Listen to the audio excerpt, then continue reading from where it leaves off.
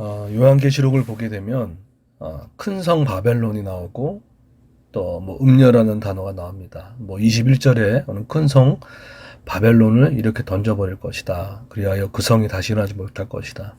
그래서 요한계시록에서 말하는 큰 성 바벨론은 좁게는 로마 제국을 말하지만 더 크게 넓게는 하나님을 대적하는 사상, 하나님을 떠나 사는 가치관 등을 세상 나라를 뜻합니다. 지금 이 요한계시록의 이 그림은 땅에서는 그 큰 성 바벨론이 철저히 심판을 받는 모습으로 되어 있고, 또 그 환상이 바뀌어서 1절부터 10절까지는 하늘에서는 어떤 일이 일어나는지를 지금 얘기하고 있습니다. 땅에서 일어나는 일과 하늘에서 일어나는 일들이 서로 좀 교차적으로 보여주고 있습니다. 그러니까 간단한 구조로 큰 성 바벨론이 멸망을 당합니다. 근데 그가 여러 가지로 그렇게 당한 이 심판을 받는 이유가 뭐냐면 바로 하나님의 나라를 괴롭히고 하나님 믿는 사람들을 괴롭혔던 거죠. 24절에 나오죠. 이제 예언자와 거룩한 백성들과 이 땅에서 죽임당한 사람들의 피해 대가를 치러야 한다라는 이야기를 합니다. 여러분, 이런 좀 자신감이 있어야 될 것 같아요. 때로는 교회와 또 직장에서 또 우리 삶에서 야, 너 믿는 사람이 왜 그래? 라고 이렇게 했을 때 때로는 우리가 그 사람의 영혼 때문에 우리 말을 못할 때가 많잖아요. 그 얘기 하게 되면 또 하나님을 안 믿을 수 있기 때문에 그러면 계속 이 소가리를 할 때가 많이 있는데 그런데 우리가 이 마음속 깊이 올곧게 하는 것은 저도 그런 것 같아요. 때로는 교회를 무시하고 또 하나님의 일을 무시하는 사람들 보면 속으로 어쩌라고 저럴까 좀 겁도 없다라는 생각들을 하게 됩니다. 그런데 하나님께서 이렇게 볼 때 상당히 무서운 방법으로 그들을 입술을 봉하게 만들고 때로는 힘들게 만들었던 일을 보게 될 때가 있습니다. 그래서 우리한테 막 쏟아지는 야유, 무시, 멸시 있다고 해도 우리는 속으로 그렇게 생각해야 돼요. 참 오히려 반대로 그렇게 하면 안 되는데 너희들이 참 불쌍하다. 그래서 하나님께 그 심판의 손을 맡기는 것이 너무나 중요합니다. 그래서 오늘 성경을 얘기합니다. 이 땅 죽음 전의 피해의 대가를 그 손에게 묻고 있다는 것에 대한 이야기를 하고 있습니다.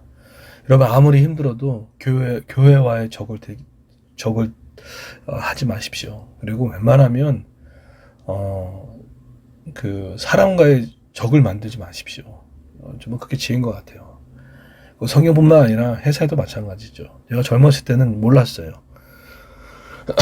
때로는 선배들과 날이 선 대적인데 행복하지가 않았고 일도 안 풀렸고 삶도 되게 어려웠던 경우도 있어요. 근데 제가 알고 있는 어떤 목사님은 그냥 너무 관계를 너무 잘해요. 그러니까 외와 옆에와 너무 잘해요. 그러니까 물론 개인적인 어려움도 있었겠죠. 그런데 그렇게 큰 어려움 없이 뭔가 이렇게 스무스하게 하는 느낌들이 있어요. 그러면 불의를 보고 참지 말라 그 얘기가 아닙니다. 그거는 따로 얘기하더라도 어떤 편이든지 우리 자녀들이 또 여러분의 삶에 교회를 반하는 일, 또 그리스도를 바라는 일, 입술로도 하는 것은 오히려 자기한테 큰 손해라는 생각을 꼭 하셔야 됩니다. 그러면 오히려 그들은 오늘 하나님이 없이 이 부유함을 상징했던 그들이 오늘 심판을 당하죠. 그 23절에 장사꾼들이 세상에 휩쓸고 큰 돈도 벌었고 그랬지만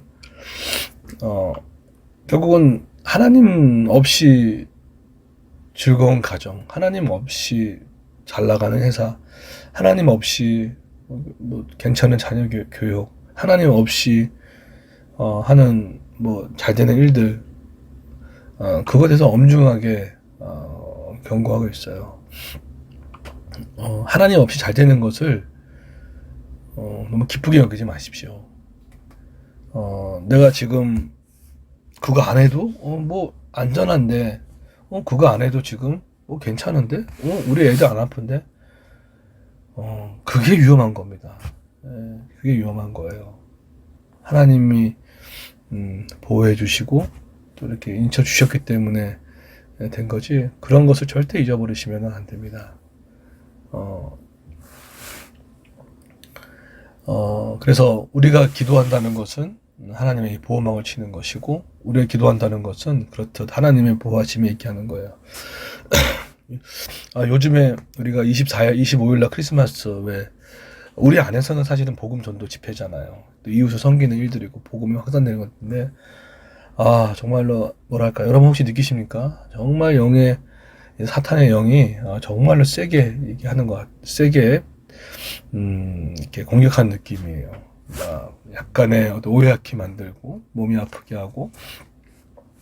저도 지금 단단히 지금 몸살 감기가 좀 걸려 있는데, 뭐 그게 사탄이 했다는 것이 아니라 뭐 그렇듯 여러 가지 일로 인해서 이게 눌리는 마음들, 또 오해하는 마음들, 낙심케 하는 마음들, 떠나게 하는 마음, 이게 무슨 의미가 있어? 여러분 조심하셔야 됩니다.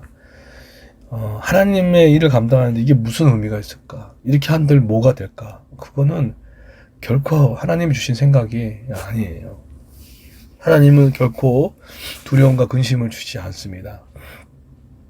기꺼이 하는 마음, 기꺼이 기뻐하는 마음을 우리에게 주시죠. 그래서 우리 많이 기도할 타임인 것 같습니다.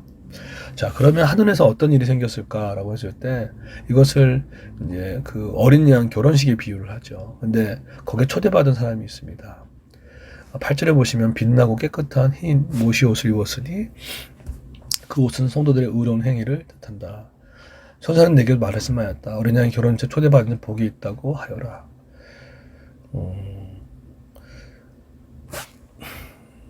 어린 양이 결혼식이 다가왔을 때 초대받은 사람이 있는데, 그게 옳은 성도들의 의로운 행위를 통한 사람이 왔다는 거죠.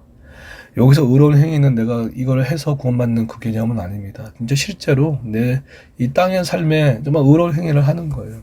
정직하고 하나님의 말씀에 따라가며 하나님 없이 살아가는 것에 대해서 단절할 줄 알고, 또 기준을 잡을 줄 알고, 최우선순위 하나님과 하나님의 일이 될 수 있는 귀한 마음과, 또 자신의 물질을 나누고 구제하고 교회를 세워나가는 데 있어서, 또 내 주변에 있는 어려운 사람들을 찾아보고 내 주변에 힘든 사람들한테 말 한마디라도 따뜻하게 감당하고 하나님의 이름으로 감당하는 모든 의로운 행위를 뜻해요. 근데 거기에 복이 있다고 얘기를 하고 있습니다. 복된 겁니다. 여러분, 우리 크리스마스 하는 거 참으로 복된 겁니다. 그냥 우리끼리 즐거워할 수 있었어요. 그런데 이렇게까지 하게 된 이유는 조금이라는 물질을 흘려보내기 위함이잖아요. 또 그게 복음의 계기가 될 거고, 얼마나 기뻐요. 우리 아이들이 가진 재능을 하나님의 영광을 위해서, 불우한 이웃을 위해서 섬기는 거 얼마나 마음의 기쁨들이 있습니까? 그런 의로운 행위죠. 저도 이렇게 보면은 주변에 이렇게 도움을 요청할 때 보면은 마음을 열고 모든 것을 내어주는 사람이 있어요. 참 감사해요. 근데 어떤 사람은 자기한테 이제 피해가 오니까 이게 문을 막더라고요. 그래서 제가 좀 그건 아니다라는 생각들을 좀 하게 됐습니다. 여러분 주변에 영적으로나 또 재정적으로나 또 삶을 공고한 사람도 있다면 절대 뿌리치 마십시오. 하나님이 변장한 사람인지 몰라요. 하나님은 지극히 작은 자에 대해서 되게 관심이 많습니다. 왜냐하면 그것이 자기가 했다고 말씀하시기 때문인 거죠. 성경은 의로운 행위에 대해서 절대로 무시하지 않습니다. 여러분 성도답게 또 정말 가난하고 힘들어하는 사람들 도와줄 줄 알고, 또 영적으로 가난하고 힘든 사람들 도울 줄 아는 이 두 가지 균형이 너무나 중요한 것 같아요. 근데 거기에 그것이 복이 있다라는 이야기를 하고 있습니다. 오늘 그런 삶에 살아가는 저 여러분 되기를 예수님으로 축원드리겠습니다.